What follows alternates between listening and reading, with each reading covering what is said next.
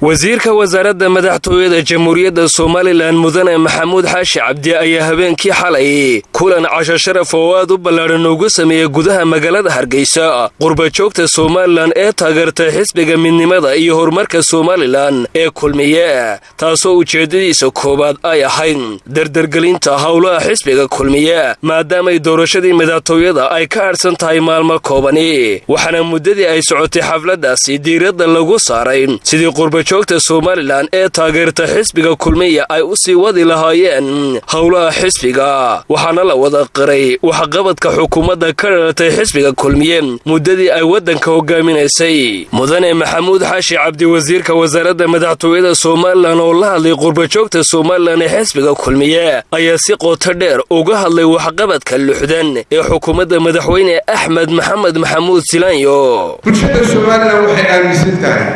arrintaas ma arrin reer guryaha inuu iska dhaadhicin shacabka Soomaaliland wuxuu xisbiga kulmiye u yaqaan xukuumaddiisa xisbigii horumarka iyo waxqabadka waa shahaado weyn shacabka Soomaaliland baa bixiya shahaadooyinka waxa bixiya shacabka inuu isma siin karo taas waa arrinta labaad waxa weeye kulmiye wuxuu dheeryahay saddex xisbi hogaamiyihii aasaasay oo madaxweynaha dalka ayaa maanta mustaqbalka u fadhiya marka oday weyn reer ku leeyahay wuxuu xalliyaa mashaakilka ku soo kordhooda wasiirka wasaaradda madaxtooyada Soomaaliland ayaa waxa uu cod dheer ku sheegay in musharaxa madaxweyne ee xisbiga kulmiye uu yahay hogaamiye adag oo shiraban lana tijaabiyay qaranka Soomaaliland uu maanta u baahan yahay murashaxiinta xisbiga kulmiye وقدوميها حسب كلية موسى بيحي عبدي إيو مدحوين كحيلك جمهورية السوماليلاند وذن عبد الرحمن عبد الله إسماعيل سيدي وهجاميال شربان والتشابي حسبيا وعارف كمشرحين كشر محاني معها هجاميال شربان معها بل كان كل والله شربان خبرت ويا رجل سياسات oo badan aan lahayn khibrad maamul aan lahayn marka aan qofku lahayn khibrad maamul iyo khibrad siyaasadeed ummad mustaqbalkeeda qaran taal eeg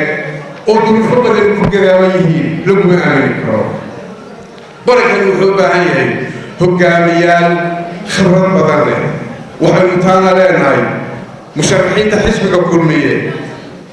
waxay وهجاميال كسوق إنقاذ هالك كيد بحرية الدرك وهجاميال كسوق إنقاذ هالك كيد أساس كقانون السوماليلاند وهجاميال كسوق إنقاذ هالك كيد بمسك الدرك وهجاميال كسوق إنقاذ هالك كيد بوجيسيتا ينوالك بمشي السوماليلاند أنت أصبح وعدك بيسومالي gudoomiye ku-xigeenka labaad ee xisbiga kulmiye mudane Axmed Cabdi Dheere iyo wasiirka wasaaradda qorsheynta qaranka Soomaaliland mudane Maxamed Aadan Qabo oo iyaguna halkaas ka hadlay ay hadaladoodii waxa kamid ahaa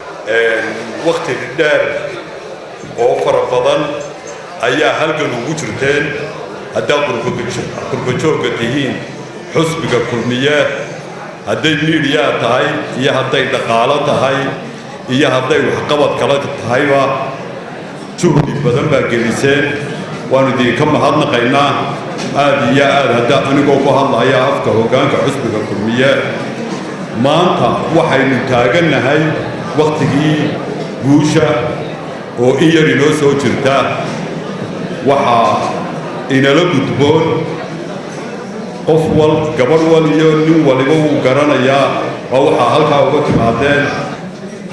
وحن أركيا